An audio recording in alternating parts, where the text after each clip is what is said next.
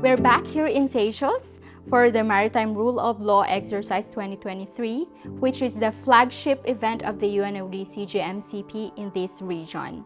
From the 6 participating countries that we had last year, which included Seychelles, Madagascar, Mauritius, Comoros, Kenya, and Djibouti, now we have 7 participating countries, which includes Tanzania. Because the scenario involved Kenya and Tanzania, and each country will have MDA awareness according to their country. So it was benefit to us to know things happen in Kenya, how they act and how they do the work. It's good to be with a person who speaks the same language. So it was a perfect combination with confidence and comfortable like we are home.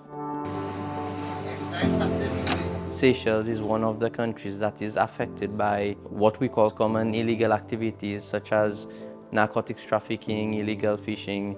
So it is important that we develop that capacity on the regional level. Also, we give the chance for all countries to have common training whereby it facilitates joint operations, which is something which is being highly pushed for within the region and the various international and regional frameworks which are being established and promoted.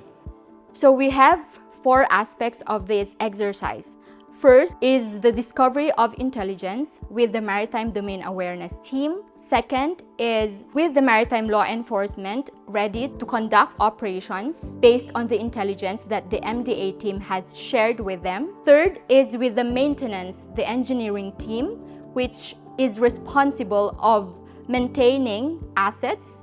And last but not least is with the legal team, which aims for the legal finish of this entire thing.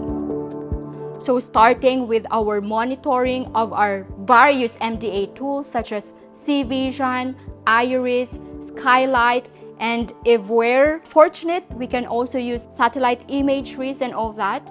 But apart from that, we also get information from the internet, open sources, Windy and all that, but also from our own information sharing partners such as the Regional Maritime Information Fusion Center in Madagascar, the Regional Coordination Operations Center here in Seychelles, and also information from our sources on the ground such as the fishermen, the coastal communities and all that. So that is the idea of MDA Tradecraft Fusion. So it started with information from anonymous but reliable sources like RIMFC and NIST from these 2 different countries.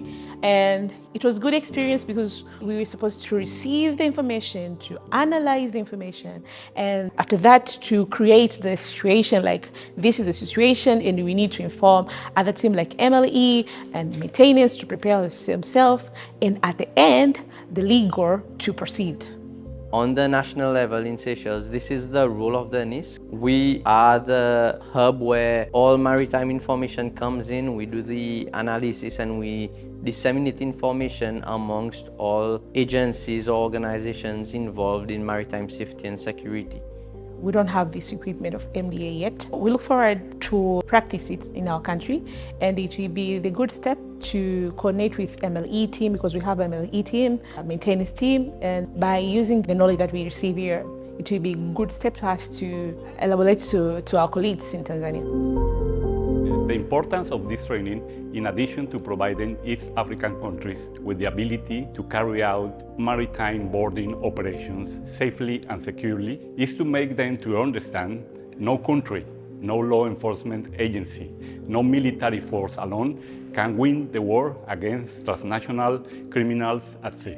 Therefore, national and multinational government approaches are necessary to carry out interagency and joint operations in the Indian Ocean West region.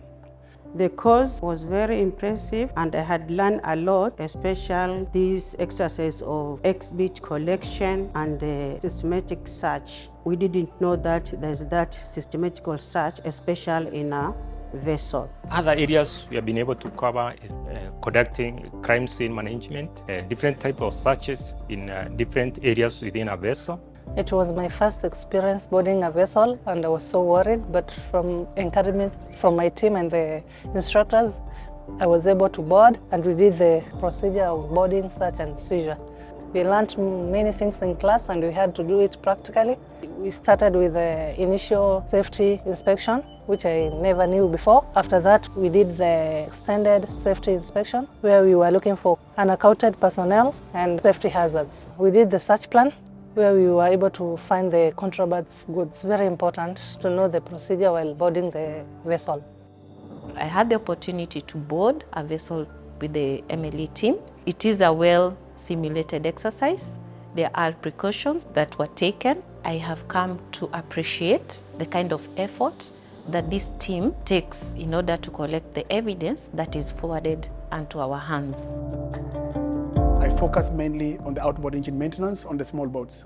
So we were training the participants on how to carry out maintenance on outboard engines, preventive maintenance, and taking them through the importance of maintenance.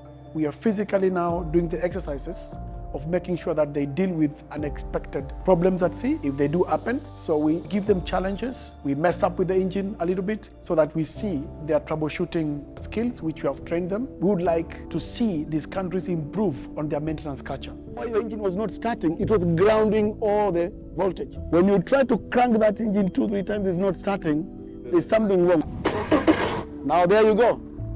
During this training, there are some things that I have learned, especially the maintenance planning. It's about the routine check. So if on my side as a maintenance I fail, I have failed the whole operation. So it is crucial for my side to make sure that the vessel, the engine is ready for the operation.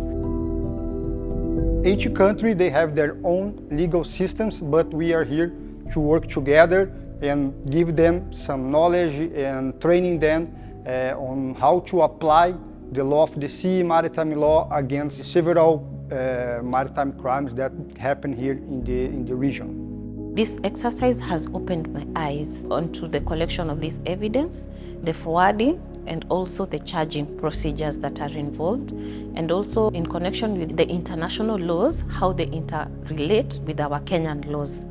I have seen that there is a leeway that the international laws will help me charge or apply this kind of offenses that have come to light. I appreciate the effort. I appreciate the manpower that has been put into making all this work out. I would like to thank the UNODC for availing this opportunity. We would like UNODC to continue initiate and provide more knowledge to us, because every time there's a new techniques and new things that we need to learn.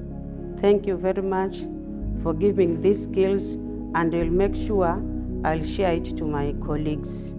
It is hoped that the participants get the chance to have an exchange of best practices that they have within their respective countries. The vision is for all of these countries to be working together, to be cooperating, coordinating with each other in our efforts of fighting maritime crimes in the region.